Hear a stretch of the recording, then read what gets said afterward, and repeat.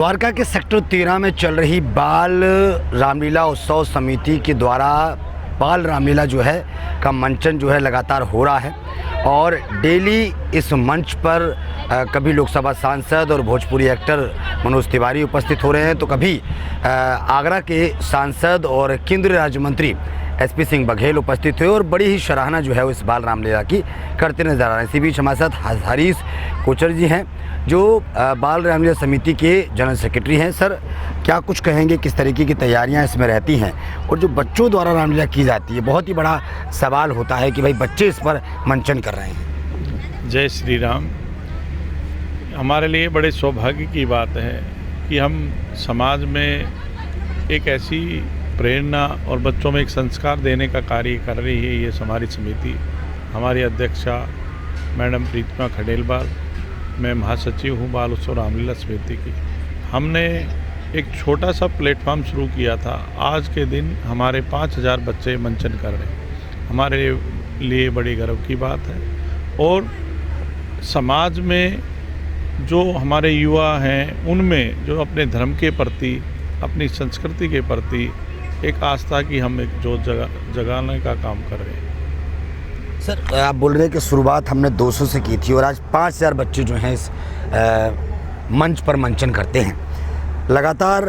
जैसे मान लीजिए कल केंद्रीय मंत्री जो हैं वो एसपी सिंह बघेल पधारे थे और उनके मुख से निकला कि जीवन में पहली बार मैंने ऐसी रामलीला देखी है जिस पे छोटे छोटे प्यारे प्यारे बच्चे जो हैं वो बड़े को भी फेल कर रहे हैं, बड़े अच्छे से खुद स्पीच कर रहे हैं, कुछ डायलॉग्स बोल रहे हैं, इस तरीके से। जितने भी हमारे विशिष्ट अतिथिगण आते हैं, चाहे सांसद हो, मंत्री जी हों, मनोज तिवारी जी भी आए।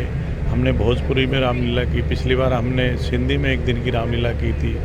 तो बड़े मंत्रमुग्ध हो जाते हैं कि ये जो प्लेटफॉर्म है ये एक लीला है, एक हमारा कॉन्सेप्ट ही एक ऐसा है कि जिससे सभी प्रभावित हो जाते हैं। जितने भी हमारे अतिथि इस रामलीला में आए उनको सबको एक अचंभित लगा कि ये बच्चों में एक संस्कार देने का कार्य ये एक संस्था कर रही है।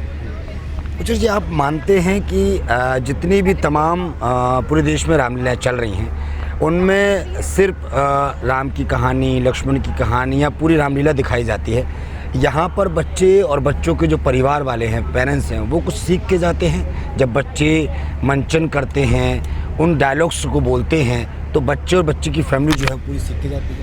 तो देखो, जो बच्चा भगवान राम का किरदार निभाता है, जो बच्ची सीता का किरदार निभाती है, जो भरत का किरदार निभाता है, वो अपने जीवन में भी वही सब चीज़ें वो लाना चाहता है। और उनके परिवार के माता पिता भी बड़े प्रफुल्लित होते हैं, खुश होते हैं कि हमारे बच्चा राम बन रहा है, सीता। हमारा एक जो हर रोज़ नए स्कूल, हर रोज़ हर एपिसोड में नए राम सीता होते हैं, हर भरत भी है, सब अलग होते हैं, सब किरदार अलग अलग होते हैं। तो बच्चे जो किरदार को निभाते हैं उसकी तैयारी करते हैं, 2 महीने से 3 महीने से रखते हैं, तो वो सब उनके जीवन में भी प्रभावित होते हैं। उससे जीवन में भी, अपने जीवन में भी एक होता है। बच्चों में भी एक जिज्ञासा आती है कि हम भगवान राम क्या थे, उन्होंने पुरुषोत्तम राम के क्या कैरेक्टर था, वही चीज़ अपने जीवन में लाने की कोशिश करते हैं। यही हमारा प्रयास है।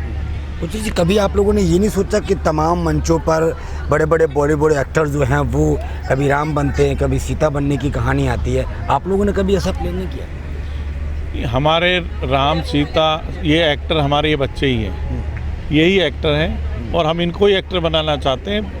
पिछले 2 साल पहले एक यहाँ से हमारे इसी प्लेटफॉर्म से एक बच्चा बाल भवन स्कूल का आज वो फिल्मों में काम कर रहा है। तो ये प्लेटफॉर्म हमने कोशिश की है, दिया है, आप सबके सहयोग से द्वारका की जनता ने, लोगों ने प्यार दिया, पेरेंट्स बड़ा हमें कोऑपरेट करते हैं, सभी लोग करते हैं और इसीलिए हम बच्चों को प्लेटफॉर्म दे पाते हैं कि वो आगे भी अपने जीवन में किरदार कर रहे हैं। 2 तारीख तक अभी रामलीला चलने वाली है, क्या कुछ अपील करेंगे द्वारका वासियों से, आज के यूथ से, आज के बच्चों से कि वो किस तरीके से सम्मिलित हों, उन बच्चों को टैलेंट को देखें, उन्हें प्रोत्साहन करें?